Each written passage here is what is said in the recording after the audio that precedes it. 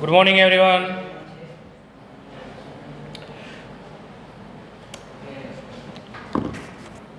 Dear friends, today we will start our new topic. New topic of grammar. The name of the topic is simple present tense. સાદો વર્તમાન કાળ. હવે આ કાળ તમે અગાઉના ધોરણમાં પણ ભણી ગયા છો.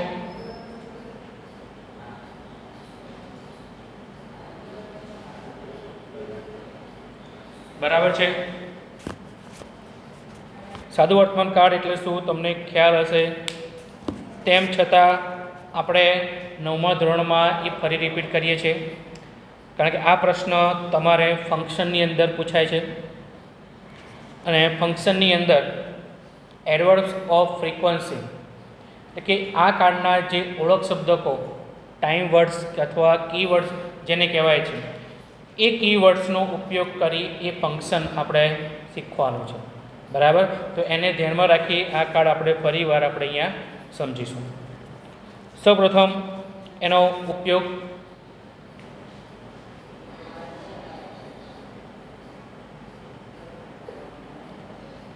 સાદો વર્તમાન કાળનો ઉપયોગ ક્યારે કરવામાં આવે છે.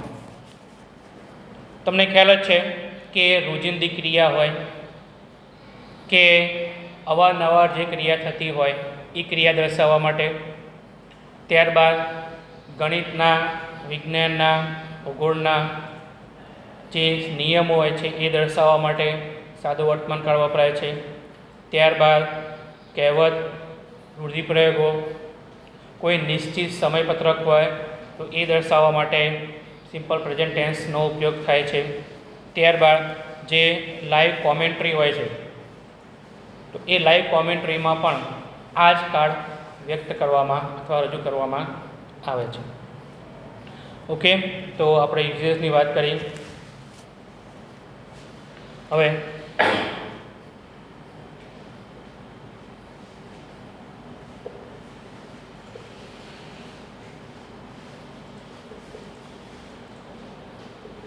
રોજિંદી ક્રિયાઓ,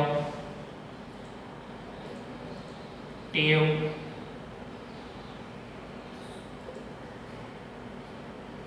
ગણિત, વિજ્ઞાન કે ભૂગોળના નિયમો,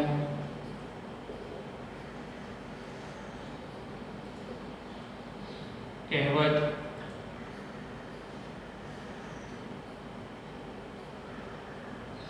નિશ્ચિત સમયપત્રક,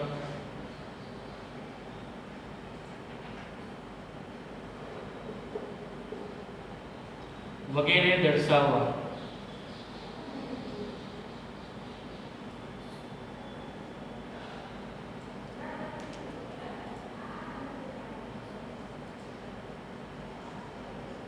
simple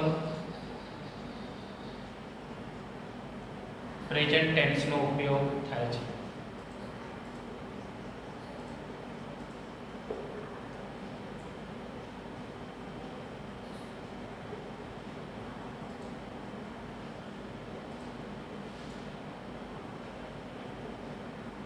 Example: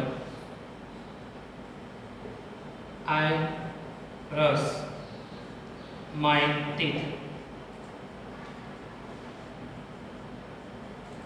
daily.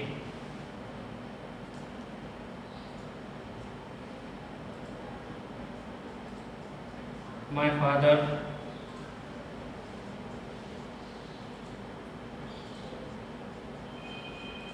reads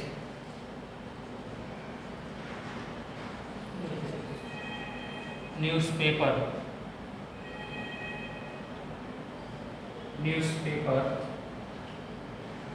daily.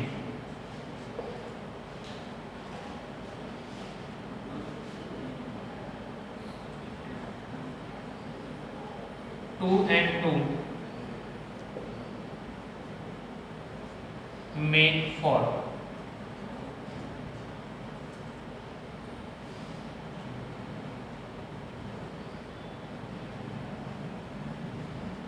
Water boils at 100 અંશ સેલ્સિયસ.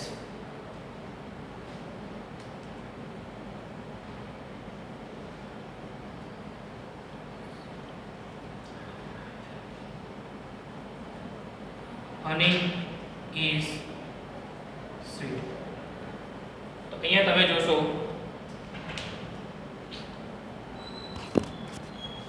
અહીંયા આપણે જે ડેલી એક્ટિવિટી છે એક્ટિવિટીઝનું એક્ઝામ્પલ છે. ત્યારબાદ ત્રીજો પુરુષ એકવચન હોય ત્યારે ક્રિયાપદને એસપીએસ લાગે છે. કહેવત, વિજ્ઞાનનો નિયમ. તો આ પ્રમાણે રોજિંદી ક્રિયા, તમારા કોઈ ટેવ હોય, જે હેબિટ્સ, જે ડેલી એક્ટિવિટીમાં આપણે કરતા હોઈએ છીએ, એ વિજ્ઞાન, ગણિત, ભૂગોળ વગેરેના નિયમો, પછી હમણાં વાત કરીએ એમ લાઈવ કોમેન્ટ્રી, અને જે સમયપત્રક નિશ્ચિત હોય છે તો એ દર્શાવવા માટે પણ સિમ્પલ પ્રેઝન્ટ ટેન્સનો ઉપયોગ કરવામાં આવે છે. બરાબર છે? ઓકે. હવે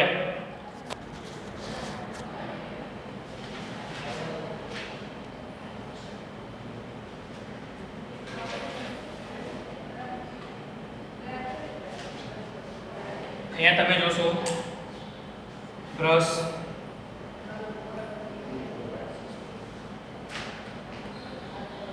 રીડ અને બોઇલ્સ. તો જ્યારે કર્તા તરીકે આઈ, વી, યુ, ધે વગેરે જો આવતો હોય ત્યારે ક્રિયાપદનું મૂળ રૂપ એટલે કે ટુ વગરનું મૂળ રૂપ મૂકવામાં આવે છે. અને જ્યારે કર્તા તરીકે હી, સી, ઇટ કે ધે વપરાતું હોય ત્યારે શું મૂકીશું આપણે? ક્રિયાપદને એસ પ્રત્યય લાગે છે. ઓકે, ચલો. તો હવે તમે જોશો કે અહીંયા આપણે કયા વાક્યમાં એસ મૂક્યું છે, ચેક કરો તો.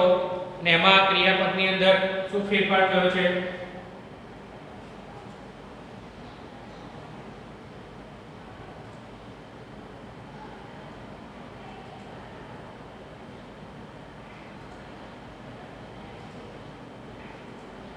ચલો, બરાબર છે. પહેલા વાક્યમાં કર્તા તરીકે આઈ આપ્યું છે અને ચોથા વાક્યમાં વોટર એ શું છે? એકવચન છે. માટે એના ક્રિયાપદને પહેલું વાક્ય માત્ર આપણે જોઈએ કે એમાં આઈ કરતા છે, પહેલો પુરુષ એકવચન, માટે એસ લાગેલો નથી. પરંતુ બીજું વાક્ય અને ચોથું વાક્ય તમે જોશો તો ત્રીજો પુરુષ એકવચન એટલે એને એસ લાગેલું છે. તો આ આપણે ધ્યાનમાં રાખીશું. હવે નાટકના સંવાદો હોય.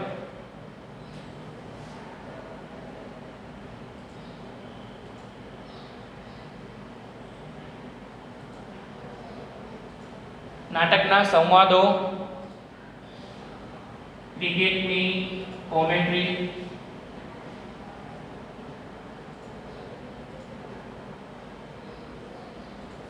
વગેરે દર્શાવવા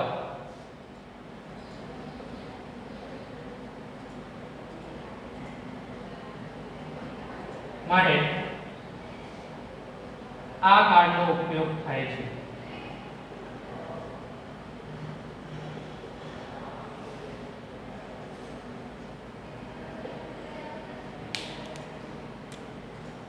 એક્ઝામ્પલ: વિરાટ કોહલી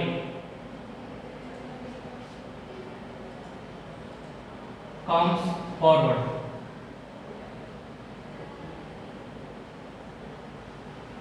વિરાટ કોહલી આગળ આવે છે. બીજું,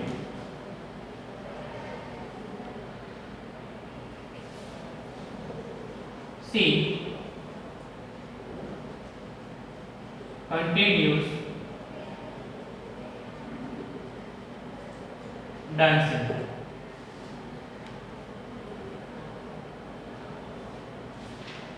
ત્રીજું,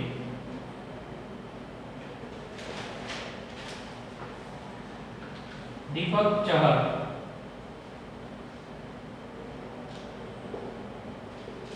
balls to રોહિત.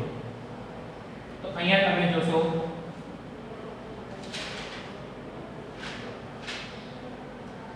કે જે કર્તા છે એ કર્તા કયો છે? ત્રીજો પુરુષ એકવચન,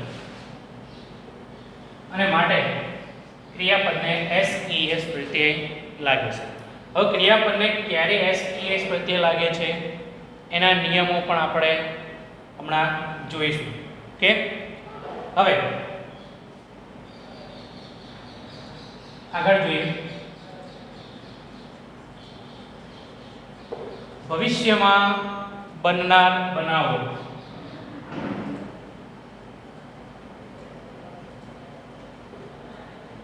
કે કોઈ નક્કી અથવા નિશ્ચિત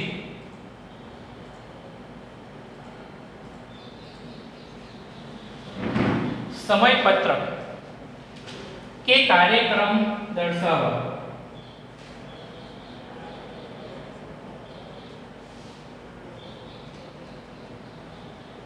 આ કાર્ડનો ઉપયોગ થાય છે. ઓકે, એક્ઝામ્પલ જોઈએ.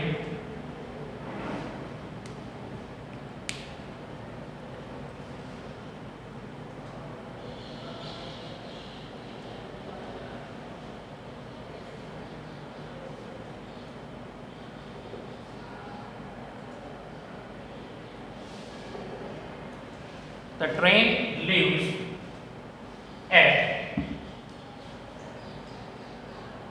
8:50 a.m.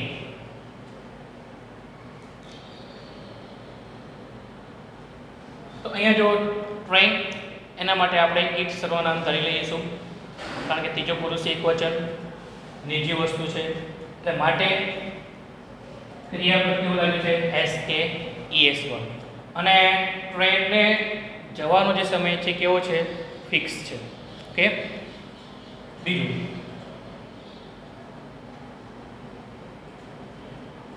our school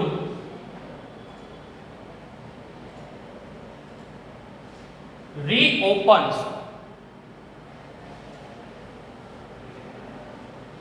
on 26 July. અમારી સ્કૂલ 26 જુલાઈ ફરી ખુલશે. એટલે કે ભવિષ્યમાં બનનારી ઘટના છે અને નિશ્ચિત કાર્યક્રમ પણ છે. ઓકે, ત્યારબાદ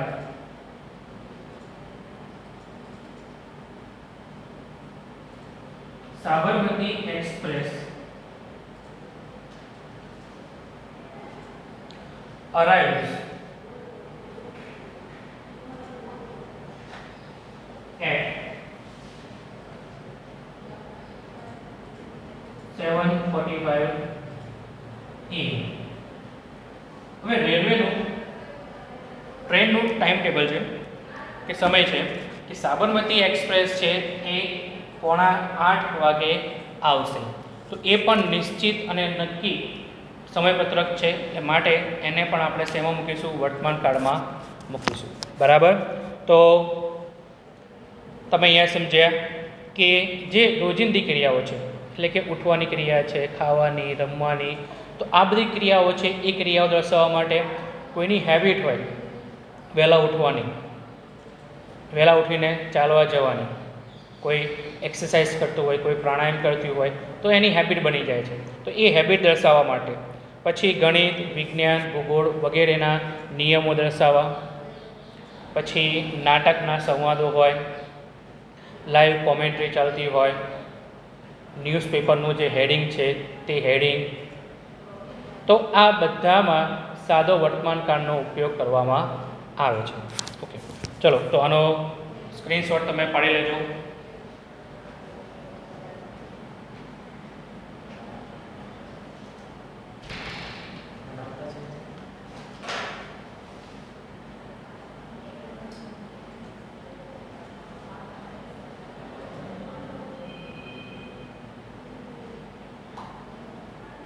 Okay, well done.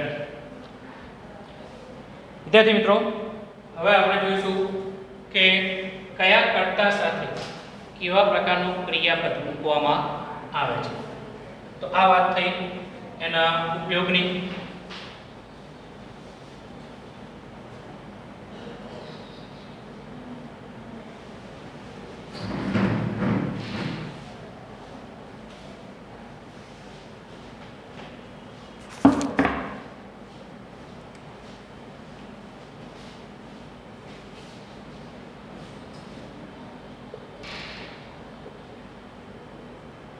જો કર્તા તરીકે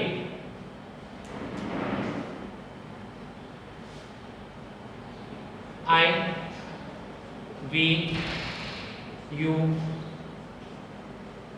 they, કે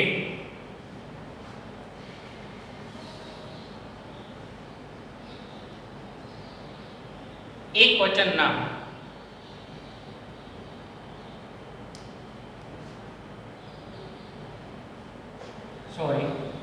I, we, you, they, કે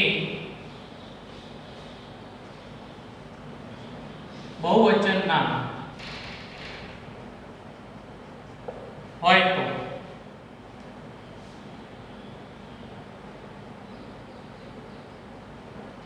ક્રિયાપદનું મૂળ રૂપ, જેને આપણે V1 તરીકે ઓળખીશું.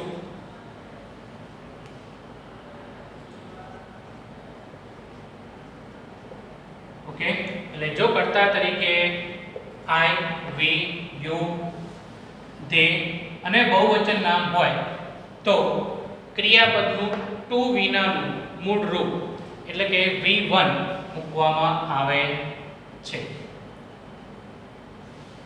પરંતુ જો કર્તા તરીકે he, she, it કે એક વચન નામ હોય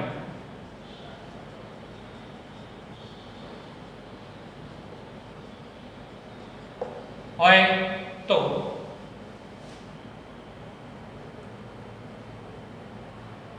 ક્રિયાપદનું S કે ES વાળું રૂપ, જેને આપણે ટૂંકમાં V5 તરીકે ઓળખીશું.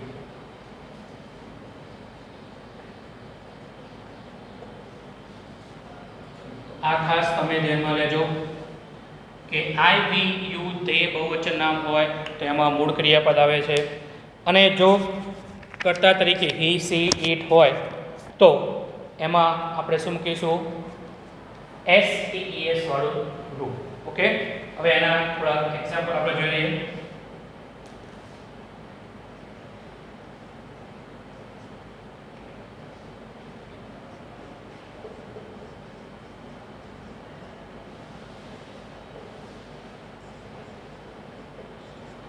I learn English daily.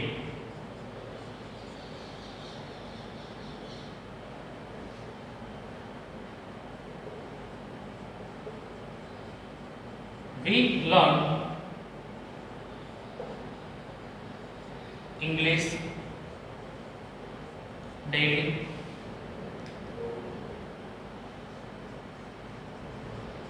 You learn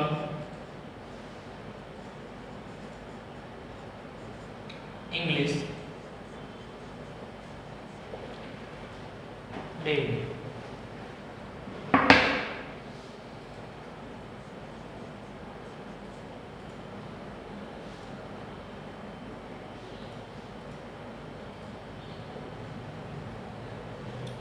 He learns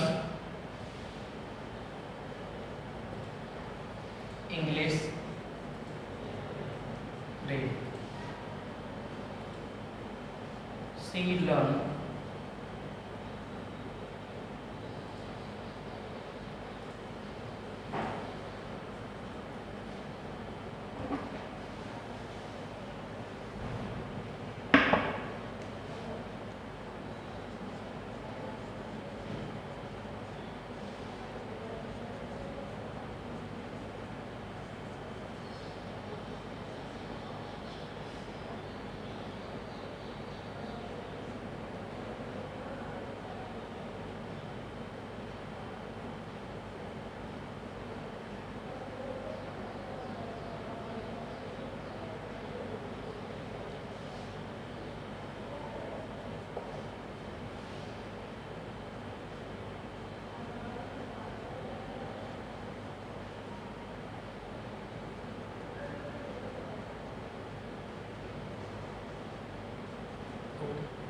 હવે આપણે જોશું કે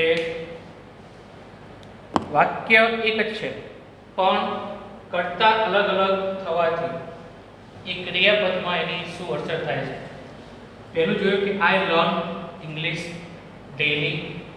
હું દરરોજે અંગ્રેજી શીખું છું. બીજા વાક્યમાં તમે જોશો વી કરતા લીધો છે, અમે શીખીએ છીએ. ત્રીજામાં યુ તમે શીખો છો.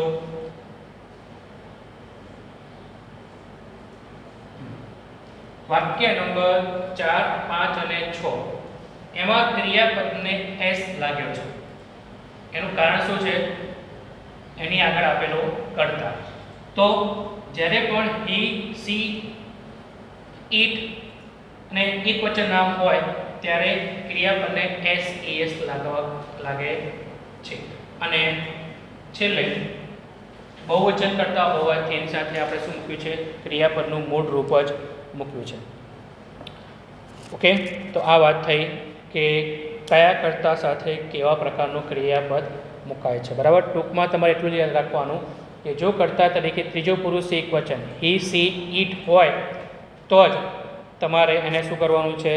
ક્રિયાપદને એસ એસ લગાડવાનું છે અને બાકી બધામાં મૂળ ક્રિયાપદ.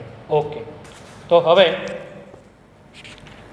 જે કીવર્ડ છે એની વાત કરીએ.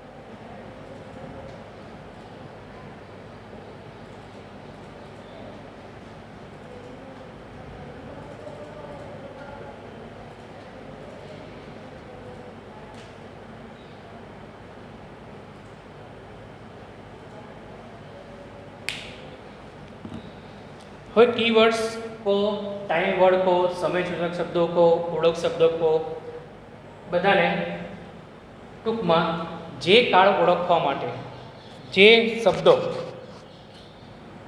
ઉપયોગ કરવામાં આવે છે તેને કાળસૂચક શબ્દો પણ કહેવાય છે, ઓળખ શબ્દો પણ તમે કહી શકો. બરાબર છે. હવે એમાં પહેલું છે સમ ટાઈમ,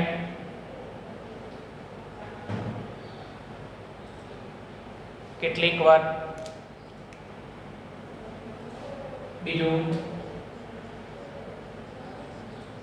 ઓલવેઝ, હંમેશા. નેવર, ક્યારેય નહીં.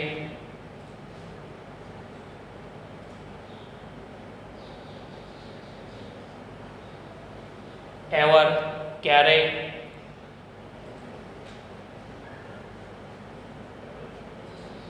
ડેલી, દરરોજ.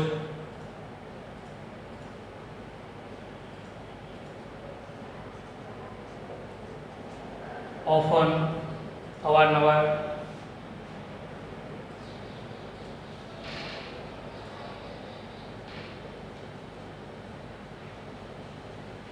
જનરલી, સામાન્ય રીતે.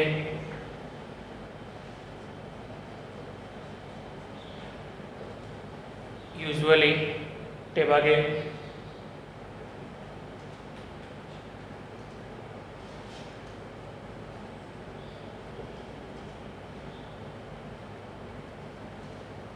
ફ્રીક્વન્ટલી, અવારનવાર.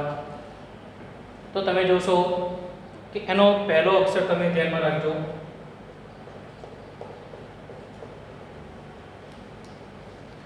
છેલ્લે એક લઈ લઈએ આપણે ઓકેઝનલી.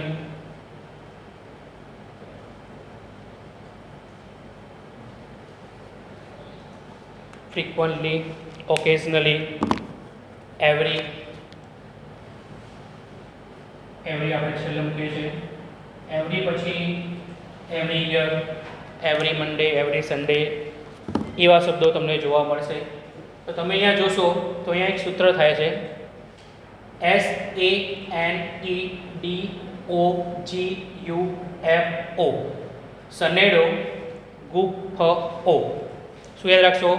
સનેડો ગુફઓ. તો આને યાદ રાખવા માટે અહીંયા એક સૂત્ર બનાવ્યું છે.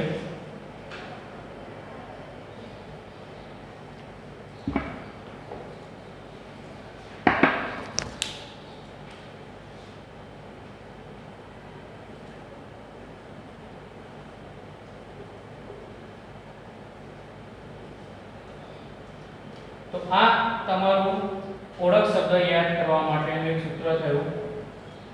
બધા શબ્દો તમને યાદ ન રહે તો આ રીતે પણ તમે યાદ રાખી શકો છો. સનેડો ગુફો, છેલ્લે એવરી શબ્દ એટલે એવર અને એવરી બંને આપણે લેવાના છે.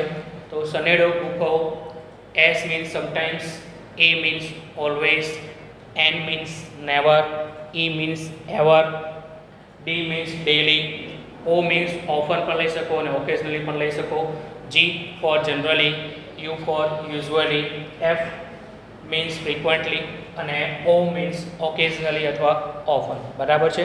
એટલે આ સૂત્ર તમારે યાદ રાખવાનું છે, સનેડો ગુફો. અને તમને અગાઉ વાત કરી હતી એમ કે એડવર્ડ્સ ઓફ ફ્રીક્વન્સી આ બધા ક્રિયા વિશેષણો છે.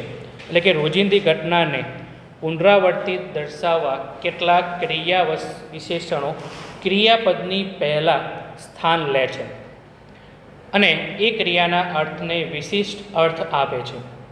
તો આવા શબ્દોને ક્રિયા વિશેષણ કહેવામાં આવે છે. તો એડવર્બ્સ ઓફ ફ્રીક્વન્સી પણ આને કહી શકો. એટલે આ જે એડવર્બ્સ છે એનો ઉપયોગ આપણે ફંક્શનમાં કરવાનો છે. ફંક્શનની અંદર તમને બે રીતે પૂછી શકાય. કૌંસમાં એ અને બી ટેબલ આપ્યા હોય, ટેબલ એની અંદર તમને એક સેન્ટેન્સ આપ્યું હશે અને ટેબલ બીમાં એ ફંક્શનનું નામ આપેલું હશે. તમારે ઓળખવાનું છે કે આ સેન્ટેન્સ કયા ફંક્શનનું બને છે. બીજો પ્રશ્ન છે કમ્પ્લીટ ધ સેન્ટેન્સ. એમાં વાક્ય અધૂરું હશે, એ વાક્યને જે તે ફંક્શનનો ઉપયોગ કરી વાક્યને કમ્પ્લીટ કરવાનું પૂછવામાં આવે છે. બરાબર? તો એડવર્ડ્સ ઓફ ફ્રીક્વન્સી એ આપણો પહેલો ફંક્શન છે. એટલે તમારે આ શબ્દો યાદ રાખવાના કે વાક્યમાં આ શબ્દો આપેલા હોય તો એક્સપ્રેસિંગ એડવર્ડ્સ ઓફ ફ્રીક્વન્સી એ ફંક્શન બને છે. ઓકે, તો આ વાત થઈ આપણે ઓળખ શબ્દો અથવા એના જે ટાઈમ વર્ડ છે, કી વર્ડ છે એ. ચલો આનો પણ તમે સ્ક્રીનશોટ પાડી લેજો.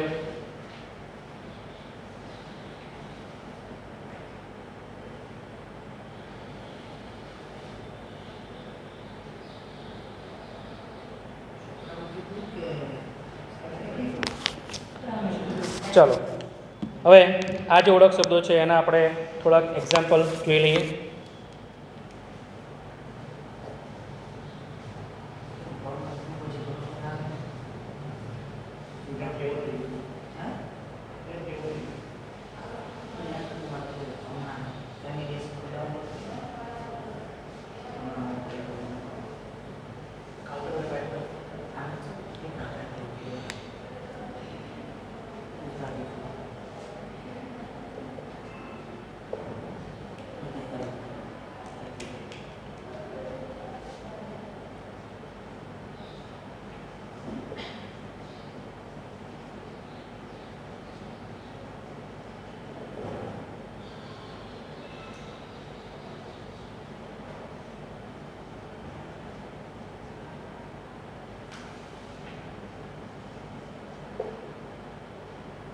તો ગુજરાત મેલ ઓફન કમ્સ લેટ. અહીંયા તમે જોશો ક્રિયાપદને એસ કે લાગ્યું છે. ઓળખ શબ્દ આપણો કયો છે? ઓફન. પણ ઘણા વિદ્યાર્થીઓને ઓપ્ટેન બોલતા હોય છે. અને ઓપ્ટેન બોલાતો નથી કારણ કે અહીંયા જે ટી છે એ શું છે? સાયલેન્ટ છે. એનો ઉચ્ચાર બોલતી વખતે કરવાનો નથી, એટલે એનો ઉચ્ચાર બને છે ઓફન. તો ગુજરાત મેલ ઓફન કમ્સ લેટ. ઘણીવાર એ લેટ આવે છે. તો અહીંયા ગુજરાત મેલ ત્રીજો પુરુષ એક વચન ઈ માટે ક્રિયાપદ એસપીએસ લાગ્યો છે. બીજું example,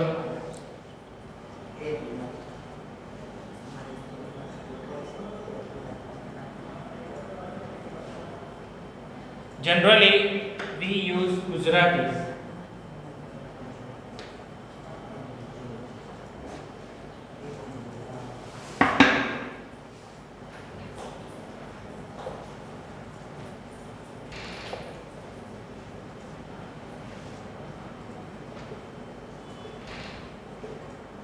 We use Gujarati at home. સામાન્ય રીતે અમે ગુજરાતીનો ઉપયોગ ઘરે કરીએ છીએ, પરંતુ આપણે ગુજરાતી છીએ એટલે આપણે ઉઠતા બેઠતા ખાતા પીતા દરેક જગ્યાએ ગુજરાતીનો ઉપયોગ કરતા હોઈએ છીએ. માત્ર આપણે વાક્ય સમજવા માટે આપણે અહીંયા લીધું હોય છે કે જનરલી સામાન્ય રીતે કે જેનું બેકગ્રાઉન્ડ ઇંગ્લિશ મીડિયમનું હોય, માહોલ ઘરમાં એટલે કે ફર્સ્ટ લેંગ્વેજ જેમની ઇંગ્લિશ છે એમના માટે આપણે કહી શકીએ. ચલો ત્રીજું એક્ઝામ્પલ,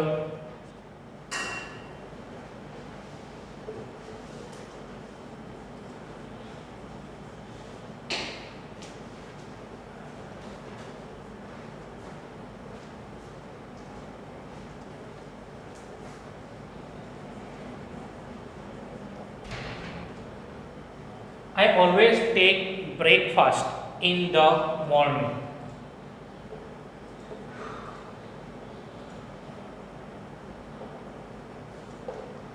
और બ્રેકફાસ્ટ કીધું છે તો એ સવારમાં જ લેવાય, પણ ઘણા બધા એવા હોય છે કે એની ટાઈમ બ્રેકફાસ્ટ થતો હોય છે. ઓલવેઝ હંમેશા એ મારી વાત કરી છે કે હંમેશા સવારમાં જ બ્રેકફાસ્ટ કરું છું, કીધું એમ બીજાની વાત નથી. તો અહીંયા આપણે જે ઓળખ શબ્દો છે એના એક્ઝામ્પલ જોયા. આવા ઘણા બધા એક્ઝામ્પલ બની શકે છે. હવે તમારે શું કરવાનું છે, ઘરે આવા 4-5 વાક્યો કે જેમાં આપણા જે ઓળખ શબ્દો છે એ ઓળખ શબ્દોનો સમાવેશ થાય એવા વાક્યો બનાવવાના રહેશે.